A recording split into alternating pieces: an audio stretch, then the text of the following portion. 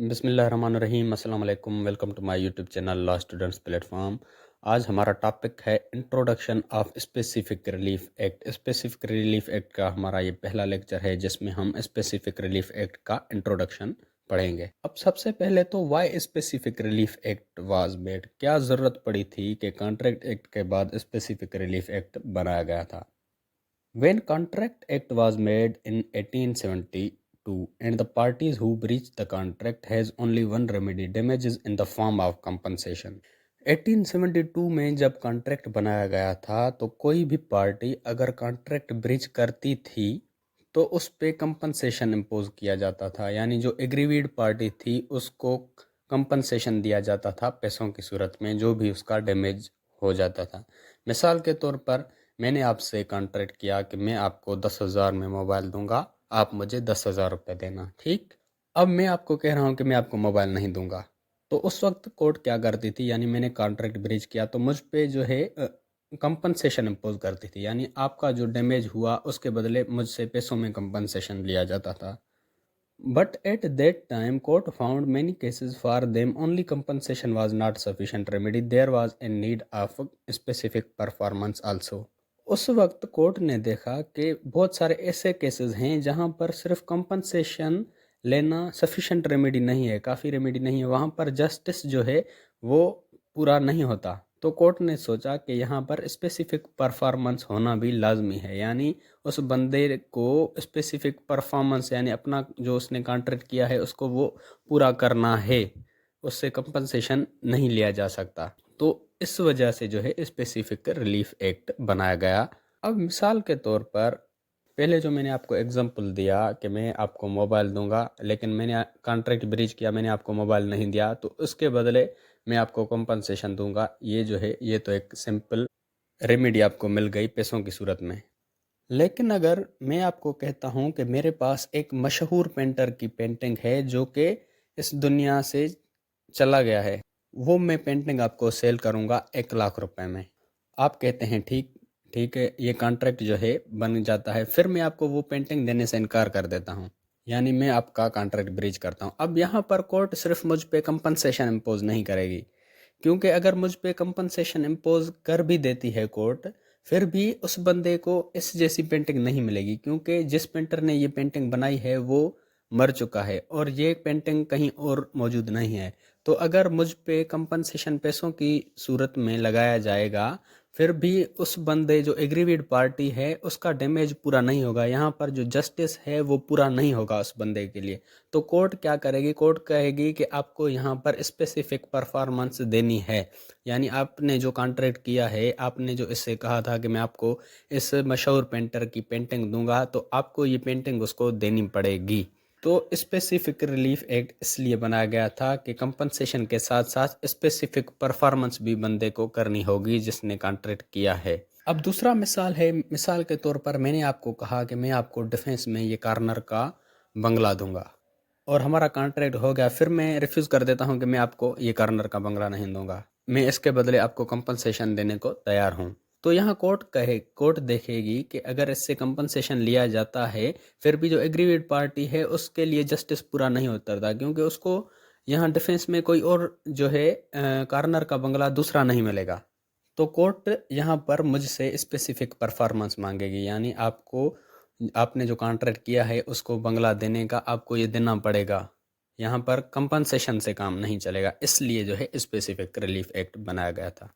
इसका एक और मैं आपको मिसाल बताता हूँ। मैं आपको कहता हूँ कि मेरे पास एक शर्ट है जिस पे शाहिद आफरीदी की सिग्नेचर है, मैं आपको वो 20,000 में सेल कर रहा हूँ, ठीक है, वो शर्ट। अब बाद में जो है कॉन्ट्रैक्ट होने के बाद मैं रिफ्यूज़ कर देता हूँ और मैं आपको कहता हूँ कि मैं आपको इसके बदले कंपनसेशन दूंगा, लेकिन आपको ये मैं शर्ट नहीं दूंगा जिस पे शाहिद आफरीदी की सिग्नेचर है। तो कोर्ट देखेगी कि अगर ये इस बंदे को शर्ट नहीं देखेगा तो ये शर्ट इसको कहीं और से नहीं मिलेगी, यानी ये ईजिली अवेलेबल नहीं है बाज़ार में, तो इसको ये नहीं मिलेगी। तो यहाँ पर कोर्ट मुझसे स्पेसिफिक परफॉर्मेंस मांगेगी, कंपनसेशन नहीं मांगेगी, कहेगी कि आपको ये शर्ट इसको देनी पड़ेगी जो आपने इससे कॉन्ट्रैक्ट किया है। तो इस तरह के बहुत सारे एग्जांपल्स हैं जो हम दूसरे वीडियोस में आपको वो मिल जाएंगे, ये सिर्फ एक इंट्रोडक्शन वीडियो है। अब जो स्पेसिफिक रिलीफ एक्ट है वो 17 फरवरी 1877 को फार्मूलेट किया गया था और 1 मई 1877 को जो है इन्फोर्स हुआ था, यानी उस 1 मई से लेकर 1877 से लेकर आज तक ये एनफोर्स हो रहा है लोगों पे। कॉन्ट्रैक्ट एक्ट 1872 के बनने के 5 साल बाद ये बना था। Basically, Specific Relief Act 1877 is the continuation of Contract Act 1872, or you can assume it the second part of Contract Act 1872. आप Specific Relief Act को कॉन्ट्रैक्ट एक्ट का कंटिन्यूएशन पार्ट भी कह सकते हैं या कॉन्ट्रैक्ट एक्ट का पार्ट 2 भी कह सकते हैं, यानी कॉन्ट्रैक्ट एक्ट बनने के बाद ये उसको ही कॉन्ट्रैक्ट एक्ट को ही कंटिन्यू किया गया था, आप ये कह सकते हैं। The purpose of Specific Relief Act is to preserve the rights of the individuals from the violation, and through Specific Relief Act, any compensation and specific performance can be enforced. Specific Relief Act का जो मकसद है वो किसी भी individuals के rights को preserve करना है और उनको जो है वायलेशन से बचाना है। और स्पेसिफिक रिलीफ एक्ट के थ्रू अगर कोई भी बंदा कॉन्ट्रैक्ट ब्रीच करता है तो उस पर कंपनसेशन भी इम्पोज किया जा सकता है और उससे स्पेसिफिक परफॉर्मेंस भी मांगी जा सकती है। अगर जहाँ पर ज़रूरत हो कंपनसेशन की तो वो कंपनसेशन मांगेगी कोर्ट, जहाँ पर ज़रूरत हो स्पेसिफिक परफॉर्मेंस की तो वहाँ पर स्पेसिफिक परफॉर्मेंस मांगेगी, और जहाँ पर दोनों की कंपनसेशन है तो दोनों ही कोर्ट उस पर इम्पोज कर देगी। ये आपको दूसरे वीडियोज़ में मिल जाएंगे। These remedies provided at the discretion of the court, and Specific Relief Act is the discretionary power of the court. अब ये जो रेमिडीज़ प्रोवाइड की जाती हैं ये कोर्ट की डिस्क्रिशन होती है, यानी कोर्ट देखती है, कोर्ट के सोच विचार के तहत अगर कोर्ट समझती है कि यहाँ स्पेसिफिक परफॉर्मेंस होनी चाहिए तो कोर्ट वो कहेगी। अगर कोर्ट समझती है कि स्पेसिफिक परफॉर्मेंस के साथ साथ उस पर कंपनसेशन भी इम्पोज किया जाना चाहिए तो वो कंपनसेशन भी इम्पोज करेगी। जो ये स्पेसिफिक रिलीफ एक्ट है ये एक डिस्क्रेशनरी पावर है, यानी कोर्ट अपनी सोच व विचार को इस्तेमाल करेगी, अपनी डिस्क्रिशन को एक्सरसाइज करते हुए किसी पे भी स्पेसिफिक परफॉर्मेंस भी इम्पोज कर सकती है, कंपनसेशन भी इम्पोज कर सकती है। लेकिन हम आगे पढ़ेंगे कि डिस्क्रिशनरी पावर जो है वो भी एक आज़ाद नहीं है। कोर्ट जो अपने डिस्क्रिशनरी पावर को एक्सरसाइज करती है वो भी लॉ के जो प्रिंसिपल है उनकी लिमिट्स में रह के ही करती है, यानी डिस्क्रिशनरी पावर कोर्ट के पास जो होता है वो आज़ाद नहीं है कि जो भी कोर्ट दे दे, यानी अगर कोई भी चीज़ लॉफुल है तो उसको दे दे, वो हम डिस्क्रिशन ऑफ द कोर्ट में पढ़ेंगे। अब there are different kinds of relief, what remedies can be provided to the parties other than damages. अब डिफरेंट टाइप्स ऑफ रिलीफ मौजूद हैं। कौन सी रेमेडीज पार्टीज को प्रोवाइड करनी चाहिए डैमेजेस के अलावा, यानी अगर डैमेज किसी पे इम्पोज किया गया है, कंपनसेशन इम्पोज किया गया है तो उसके अलावा क्या क्या जो है रेमेडीज़ हैं वो नीचे हैं। अब नीचे वाले जो सारे के सारे टॉपिक्स हैं यही सारे के सारे स्पेसिफिक रिलीफ एक्ट को कवर करते हैं। अब पहला है रिकवरी ऑफ पोजीशन, ये सेक्शन 8 to 11 में मौजूद हैं, जहां पर आपकी अगर कोई भी पोजीशन आपसे छीनी गई है तो वो आप कैसे रिकवर कर सकते हैं, वो सेक्शन 8 to 11 में बताया गया है। सेक्शन 8 और 9 में बताया गया है कि अगर आपकी इमूवेबल प्रॉपर्टी की पोजीशन आपसे छीनी गई है तो वो आप कैसे रिकवर कर सकते हैं, और 10 और 11 में ये बताया गया है कि अगर आपकी मूवेबल प्रॉपर्टी छीनी गई है, आपसे डिस्पोसेस की गई है तो वो आप कैसे रिकवर कर सकते हैं। दूसरा है स्पेसिफिक परफॉर्मेंस ऑफ कॉन्ट्रैक्ट, ये बहुत लेंथी टॉपिक है, सेक्शन 12 से लेकर 13 तक है, जिसके सारे सेक्शंस आपको मेरी चैनल की प्लेलिस्ट में मिल जाएंगे। सेक्शन 20 से लेकर सेक्शन 13 तक स्पेसिफिक परफॉर्मेंस ऑफ कॉन्ट्रैक्ट के बारे में बात की गई है, यानी कौन कौन से कॉन्ट्रैक्ट हैं जो परफॉर्म हो सकते हैं और कौन कौन से कॉन्ट्रैक्ट हैं जो कि परफॉर्म नहीं हो सकते और उसके बदले कंपनसेशन लिया जा सकता है। वो सारे डिटेल में सेक्शन 12 से लेकर सेक्शन 13 तक मौजूद हैं। उसके बाद है रेक्टिफिकेशन ऑफ कॉन्ट्रैक्ट, ये सेक्शन 31 to 34 में कवर्ड है। रेक्टिफिकेशन यानी टू करेक्ट, यानी अगर आपके कॉन्ट्रैक्ट में कोई गलती है, वो मिस्टेक की वजह से हुई है या वो गलती फ्रॉड की वजह से हुई है, तो वो कॉन्ट्रैक्ट आप रेक्टिफाई करवा सकते हैं, वो सेक्शन 31 to 34 में बताया गया है। मिसाल के तौर पर आपने किसी बंदे से एक कॉन्ट्रैक्ट किया और उसमें आपने लिखा कि ये मैं मोबाइल आपको 50,000 में भेजूंगा, लेकिन उस कॉन्ट्रैक्ट में ये लिखा गया 5,000, ठीक है, तो वो मिस्टेक से भी हो सकता है और अगला बंदा फ्रॉड से भी लिख सकता है। तो अगर ऐसी कोई सिचुएशन होती है कि आपने कुछ और सोचा था, यानी आपने 50,000 सोचा था और उस पर कुछ और लिखा हुआ है, 5,000 लिखा हुआ है, तो आप ये कॉन्ट्रैक्ट कोर्ट में जाके रेक्टिफाई करवा सकते हैं, जो कि डिटेल में सेक्शन 31 to 34 में बताया गया है, जो कि आपको इस चैनल की प्लेलिस्ट में मिल जाएगी डिटेल में। फिर हमारा आता है रिसियन ऑफ कॉन्ट्रैक्ट, यानी किसी भी कॉन्ट्रैक्ट को मनसूख करना या किसी भी कॉन्ट्रैक्ट को कैंसिल करना।